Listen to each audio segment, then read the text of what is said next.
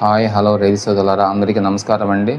మన రైతు కోసం మీసీను యూట్యూబ్ ఛానల్కి అందరికీ నమస్కారం అండి. మనం ఈరోజు టాపిక్ వచ్చేసి తామర పురుగు గురించి మాట్లాడుకుంటామంటే త్రిప్స్ అంటామండి, ఇంగ్లీష్లో త్రిప్స్ అంటాం, మామూలుగా తామర పురుగు అంటాము. సో ఈ తామర పురుగు ఎన్ని రకాలు, వీటి లైఫ్ సైకిల్ గురించి మనం ఈరోజు టాపిక్ మాట్లాడుకుంటామండి. సో ముందుగా చూడండి, తామర పురుగు అనేది మనకు స్టార్టింగ్ ఇది కూడా సేమ్ గుడ్లు పెడుతుందండి. ఇది కూడా గుడ్లు పెట్టే లక్షణం ఎక్కడంటే ఆకు అడుగు భాగాన పెడుతుందండి. సో ఇది కూడా ఏమవుతుందంటే మనకు గుడ్డు పెట్టినాక 1-2 రోజుల్లో మనకు ఫస్ట్ స్టేజ్ ఉంటుందండి. తర్వాత రెండో స్టేజ్ వచ్చేసినేమో 2 నుంచి 4 రోజులు ఉంటుందండి. ఆ నుంచి మళ్ళీ మనకు పీపా స్టేజ్ స్టార్ట్ అవుతుంది. ఆ పీపా స్టేజ్ నుంచి మళ్ళీ మెయిన్ తామర పురుగు స్టార్ట్ అవుతుందండి. ఇట్లా ఒక పీపా స్టేజ్ నుంచి ఇంకొక పీపా స్టేజ్కి అట్లా మారుతూ ఉంటుందండి. సో మనకు దీని పూర్తిగా లైఫ్ సైకిల్ వచ్చేసి 30 నుంచి 40 రోజులు ఉంటుందండి. మనకు ఇది ఒక విచిత్రమైన జీవి అండి. ఇది అన్ని దోమ కానీ మానవ జాతి కానీ ఏదైనా సరే సంపర్కం లేనిది పిల్లలు పుట్టవండి. కానీ దీనికి వాతావరణం టెంపరేచర్ కానీ హెవీగా ఉంటే దీనికి సంపర్కంతో పని లేకుండా, అంటే పక్క దానితో పని లేకుండా సింగిల్గా మళ్ళీ ప్రెగ్నెన్సీ అయ్యి అంటే మనకు అది పిల్లలు పుట్టే అవకాశం ఉంటుందండి. సో ఇది అంత కఠినమైన పురుగు అండి. దీనికి సంపర్కంతో పని లేకుండానే పిల్లల్ని కంటూ ఉంటుందండి, గుడ్లు పెడుతుంది. సో కాబట్టి ఇది ఏంటంటే మనకు ఏ కండిషన్లో అయినా ఎలాంటి డ్రై కండిషన్ ఎక్కువ ఉంటే దీని ఉత్పత్తి ఎక్కువగా ఉంటుందండి. కాబట్టి ఈ త్రిప్స్ అనేది చాలా డేంజర్ అండి. ఇది దీంట్లో మనకు మేజర్గా వచ్చేసి త్రిప్స్ అనేది ఒక 6,000 రకాల త్రిప్స్ ఉంటాయండి. అందులో మనకు 100 రకాల త్రిప్స్ మన ఇండియన్ లెవెల్లో ఉంటుంది.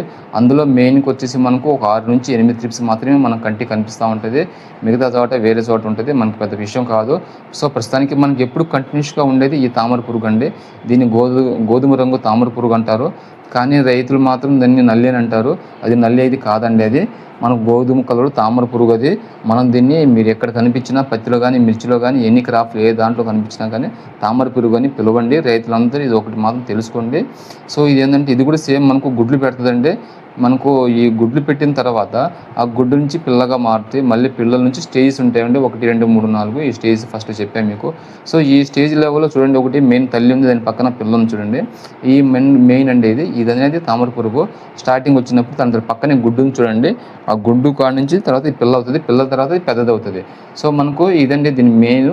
సో ఇది లైఫ్ సైకిల్ ఏంటంటే కండిషన్ కొద్దిగా బ్రాడ్ ఎక్కున్నప్పుడు, క్రాప్ లేనప్పుడు మనకు పీపా స్టేజ్లో భూమిలో పడిపోతుందండి. అప్పుడు ఆ భూమిలో పడిపోయి మళ్ళీ వర్షాలు పడ్డప్పుడు మళ్ళీ త్రిప్స్గా తయారవుతుందండి. కాబట్టి దీన్ని నివారించడం చాలా కష్టం అండి. ఇంకొకటి మనకి ఈ మధ్య కాలంలో బ్లాక్ త్రిప్స్ అండి, అంటే అమెరికన్ త్రిప్స్ వెస్టర్న్ త్రిప్స్ అంటాము. సో ఈ త్రిప్స్ కూడా మనకు ఈ మధ్య కాలంలో బాగా ఈ 3-4 ఇయర్స్ నుంచి బాగా ఎక్కువ అవుతుందండి.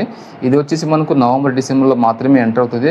అంటే ముందుగా వచ్చినా కానీ క్రాప్కి 1-2 రోజులు కనిపిస్తుంది, పెద్దగా కనిపించదు. మనకు మేజర్గా ఎక్కువ వచ్చే క్రాప్ మీదకే ఇది కనిపిస్తుంది. సో మనకు ఇది ఎంటర్ అయినప్పుడు స్టార్టింగ్ ఫ్లవర్లో కనిపిస్తుందండి. మనకు పూతలో ముందుగా చూసినప్పుడు పెద్దగా కనిపించవండి, కొంత భాగం కొంతే ఉంటుంది. తర్వాత వచ్చేసి ఒక్కొక్కటి అట్లా స్ప్రెడ్డింగ్ ఎక్కువ అవుతుందండి. ఇది ఎందుకు అవుతుందంటే ఇది కూడా సేమ్ మనకు 18 నుంచి ఒక 20-30 రోజులు, అంటే ఈ స్టేజ్ని బట్టి ఇది పాపులేషన్ పెంచుకుంటుందండి. సో మనకి ఇది కూడా ఏమవుతుందంటే ఇంకా మనకు తెల్ల దోమ కంటే కూడా ఇది కొద్దిగా ఫాస్ట్గా పిల్లల్ని కానీ దానికంటే ముందుగానే పిల్లలు మళ్ళీ గుడ్డు నుంచి పిల్లలు వచ్చి పిల్లల నుంచి ఫస్ట్ స్టేజ్ థర్డ్ అనేది అవుతుందండి. ఈ విధంగా చూడండి, ఈ ఫ్లవర్లో మనకు స్టార్టింగ్ ఉన్నప్పుడు 1, 4, 2, 3, 4, 5, 6 అట్లా, అంటే తక్కువ స్టేజ్లో ఉంటుంది. ఆకుపైన ఎక్కడో ఒక్కొక్కటే కనిపిస్తుంది, మీద ఫస్ట్ స్టార్టింగ్ పూతలో కనిపిస్తుంది. ఇదైన తర్వాత దాని సంతానోత్పత్తి అనేది పెంచుకున్న తర్వాత ఒక్కొక్కటి పెరిగి మనకు చేను మొత్తం స్ప్రెడ్డింగ్ అవుతుంది. మనం స్టార్టింగ్లో ఫ్లవరింగ్లో ఉన్నప్పుడు పెద్ద పట్టించుకోమండి. దీంట్లో ఇంకొకటి ఏంటంటే ఈ త్రిప్స్ కానీ ఏదైనా సరే తక్కువగా ఉన్నప్పుడు పూతల్లో అది సంపర్కం తొందరగా కాయ అవుతుంది. అదే ఎక్కువగా ఉందనుకోండి ఆ పూత అనేది పూర్తిగా డ్రాప్ అవుతుంది. ఎందుకంటే దాంట్లో ఉన్న రసాన్ని ఇది వచ్చి గోకుతుందండి. ఏ దోమ ఉన్నా సరే పీలుస్తుంది. కానీ ఈ తామర పురుగు అనేది ఏమవుతుందంటే పై పొరని గోకుతుంది. గోకినప్పుడు లేసిపోతుంది, అంటే పై పొర అనేది పూర్తిగానే తినేస్తుంది. అందుకే మనం ఆకు తిప్పి చూసినప్పుడు ఏమవుతుందంటే మనకు సిల్వర్ కలర్లో కనిపిస్తుంది. ఇది ఒకటి మాత్రం గుర్తుపెట్టుకోండి. దోమ ఏదైనా అటాక్ అయినప్పుడు ఏమవుతుందంటే మనకు దాంట్లో గుచ్చేసి రసం పీలుస్తూ ఉంటుంది కాబట్టి క్రాప్ డ్యామేజ్ కనిపించదు, ప్రాబ్లమ్స్ వేరేగా వస్తాయి. కానీ ఇది త్రిప్స్ అనేది అట్ట కాదండి. సపోజ్ ఫ్లవరింగ్స్ ఎంటర్ అయినప్పుడు ఆ పుప్పొనిలు మొత్తాన్ని దాంట్లో ఉన్న రసాన్ని మొత్తాన్ని పిండేస్తుంది, పై పొరని మొత్తం లాగేస్తుంది. సో అది ఎమ్మంటే డ్రై అవుతుంది. ఆ డ్రై అయినప్పుడు ఏమవుతుందంటే ఎమ్మంటే ఫ్లవరింగ్ డ్రాప్ అయిపోతుంది. మనకి మామూలుగా వైట్ ఫ్లేల్ అంటే ఉంది అనుకోండి, రసం పీలుస్తుంది, వెళ్ళిపోద్ది. రసం పీలిస్తే మళ్ళీ వాటర్ క్వాంటిటీస్ అది పెరుగుతుంది, ప్రాబ్లం ఉండదు. కానీ ఇది మొక్కని దాంట్లో ఉన్న సారాన్ని గోగుతుంది కాబట్టి పై పొర లేయర్స్ వెళ్ళిపోద్ది, అంటే ఆహారం తినేదాన్ని పూర్తిగా లేపేస్తుంది. అప్పుడు మనం చూడండి ఇట్లా ఎక్కువైనప్పుడు అది పై పొరలు మొత్తం కంప్లీట్ డ్యామేజ్ అయినప్పుడు ఏమవుతుందంటే తొందరగా బెట్టకు వస్తుంది. అందుకే మనకు ఈ బ్లాక్ త్రిప్స్ ఎంటర్ అయినప్పుడు వాటర్ శాతం అనేది బాగా ఎక్కువగా ఉండాలి, గాలిలో తేమ శాతం ఉండాలి, వాటర్ శాతం బాగా ఎక్కువగా ఉండాలి. అప్పుడు మాత్రమే దీన్ని కంట్రోల్ చేయడం దాదాపుగా సాధ్యమవుతుంది. కానీ మనం ఏమనుకుంటామంటే వాటర్ ఎక్కువ పెట్టినప్పుడు ఏంటంటే క్లైమేట్లో డ్రై ఉంటుంది అనుకోండి, మనం ఎంత వాటర్ పెట్టాము అనేది కంట్రోల్ అవ్వట్లేదు, మందులు కొడుతున్నాం అనుకుంటారండి. కానీ ఏదంటే కండిషన్ బట్టి సిచ్యువేషన్ బట్టి మారుతూ ఉంటుంది. తర్వాత ఆకులు చూడండి ఈ విధంగా డ్యామేజ్ అవుతుంది.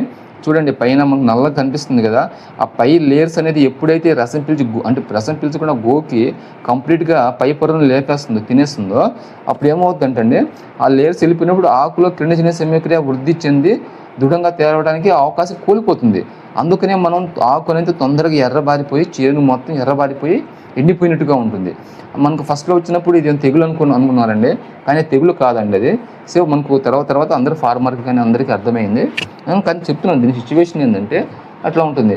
సో మనకు అన్నీ బాగుండే నీళ్లు బాగా పెట్టి మందులు ఎక్కువ కొడుతున్నప్పుడు ఏమవుతుందంటే మనకు ఆకులు శాతం తగ్గిపోయి కొమ్మలు పెరుగుతుంది, కొత్త కొమ్మలే పైకి నిటారుగా పెరుగుతుందండి. ఆకు శాతం పూర్తిగా తగ్గిపోతుంది, ఫ్లవరం కూడా తగ్గిపోతుంది, కొత్త కొమ్మ మాత్రమే నిలబడుతుంది, ఆ కొమ్మలే పెరుగుతూ ఉంటాయి. ఎందుకంటే ఇది మీకు ఆకుని పూర్తిగా డ్యామేజ్ చేసినప్పుడు ఆకు అనేది మళ్ళీ రాదండి. లేదా పై ఆకు కొద్దిగా లైట్కి వచ్చినా కానీ దాన్ని రసం పిలిచి డ్యామేజ్ చేసినప్పుడు అవి పూర్తిగా ఫోల్డ్ అయిపోతాయి. ఆ ఫోల్డ్ అయిపోయినప్పుడు మళ్ళీ కొమ్మ పెరుగుతుంది, ఆకు పెరగదు. సో మనకేంది ఆ పత్రహరితం పెరిగితే ఆ పత్రహరితం ఆకు బాగా నీట్గా తీసుకొని అందులో నుంచి ఫ్లవర్ పక్క కొమ్మకు ఫ్లవర్ వస్తుంది. ఇది ఆ అవకాశాన్ని కోల్పోచేస్తుంది అనమాట. అందుకనే మనకు దీంట్లో బ్లాక్ త్రిప్స్ అనేది ఎంటర్ అయినప్పుడు మనకు ఆ ఫ్లవరింగ్ రావటం అనేది చాలా కష్టంగా మారుతుంది. కాబట్టి మనకు ఈ బ్లాక్ త్రిప్స్ ఎంటర్ అయినప్పుడు ఫ్లవరింగ్ అనేది నిలబడదండి. చూడండి ఎందుకంటే అండి ఇప్పుడు మనకు ఫ్లవరింగ్ అనేది నిలబడడానికి కారణం ఏంటంటే నైట్ ఉష్ణోగ్రత చలి బాగా పెరుగుతుంది, తర్వాత వచ్చేసినేమో మధ్యాహ్నం నీకు ఎండ టెంపరేచర్ పెరుగుతుంది. సో మనకు నైట్ పూట ఫ్లవరింగ్లో పూర్తిగా క్లోజ్ అయిపోయి దాంట్లో ఉన్న రసాన్ని గోకి పీల్చేస్తుంది. ఆ టెంపరేచర్కి ఈ హీట్ని తీసుకోవడానికి బాగా గోకి దాంట్లో ఉన్న రసాన్ని తీసుకుంటుంది, ఆహారం ఎక్కువని తీసుకుంటుంది. అప్పుడు ఏమవుతుందంటే ఆ ఫ్లవర్ అనేది పూర్తిగా డ్యామేజ్ అవుతుంది, ఆకు కూడా పూర్తిగా డ్యామేజ్ అవుతుంది. ఇట్లా డ్యామేజ్ అయిన తర్వాత అవి వీక్ అవుతూ ఉంటుంది. సో మనకు ఈ టైంలో మేజర్గా ఆ ప్రాబ్లం అనేది బాగా ఎక్కువ ఉంటుంది. ఎందుకంటే ఈ టైంలో వెదర్ కండిషన్ అంటే డ్రైగా ఉంటుంది, నైట్ కూలింగ్ అవుతుంది, మళ్ళీ మనం ఏంటంటే ఫర్టిలైజర్ వేస్తాం. సో ఈ ప్రాబ్లం ఎక్కువైనప్పుడు ఏమవుతుందంటే దీని ఎఫెక్టివ్ అంటే ఎక్కువ ఉంటుంది, త్రిప్స్ ఎఫెక్టివ్ ఎక్కువ ఉంటుంది. అంటే ఎప్పుడైనా చూడండి ఉష్ణోగ్రతలు పూర్తిగా పడిపోయి అప్ అండ్ డౌన్ టెంపరేచర్ ఎప్పుడైతే నడుస్తుందో అప్పుడు ఆటోమేటిక్గా దీని పవర్ ఉత్పత్తి అనేది బాగా పెరుగుతుందండి. నైట్ చలిలో ఏమవుతుందంటే ఫ్లవరింగ్స్లో ఉండి ఆకు కింద ఉండి బాగా హీట్ని అంటే గోకి పైపరం పూర్తి గోకి రసం పీల్చుకోవటం వల్ల ఆకులు మొత్తం ఈ విధంగా అయిపోయి చేను మొత్తం ఇట్లా డ్యామేజ్ అవుతుంది. సో మనం ఏమనుకుంటామంటే ఫర్టిలైజర్ వేస్తే మళ్ళీ గ్రీనిష్ వస్తుంది అని చెప్పి ఫర్టిలైజర్ వేస్తారు.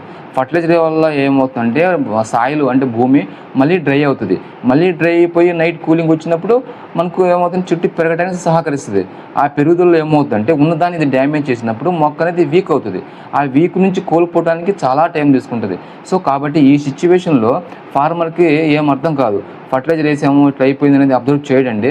ఈ సిచ్యువేషన్ తోట ఇటు ఉన్నప్పుడు ఫర్టిలైజర్ దయచేసి ఎవరు వేయొద్దండి. ఇట్లా వేస్తే మాత్రం తోటని మళ్ళీ రికవర్ చేసుకోవటం మళ్ళీ చాలా టైం తీసుకుంటుందండి. ఇది ఒకటి గుర్తుపెట్టుకోండి, ఇది మెయిన్ ప్రాబ్లం అండి. ఇది ఫర్టిలైజర్ ఇట్లా ఈ టైంలో వేస్తే కానీ తోట మనం ఎన్ని మందులు కొట్టి ఏం చేసినా ఎంత కష్టపడ్డా కానీ ఉపయోగం ఉండదండి. సరే ఈ టైంలో మనం ఫార్మర్ అనేది ఆ స్ప్రేయింగ్ కాస్ట్ని పెంచుకోవాలా, తర్వాత వాల్యూమ్ అంటే వాటర్ క్వాంటిటీ బాగా తడిసేటట్టు కొట్టాలండి. అంటే చేను ఎకరాకు 10 ట్యాంకులా కొట్టాలా, ఇట్లా కొట్టగలిగితేనే కంట్రోల్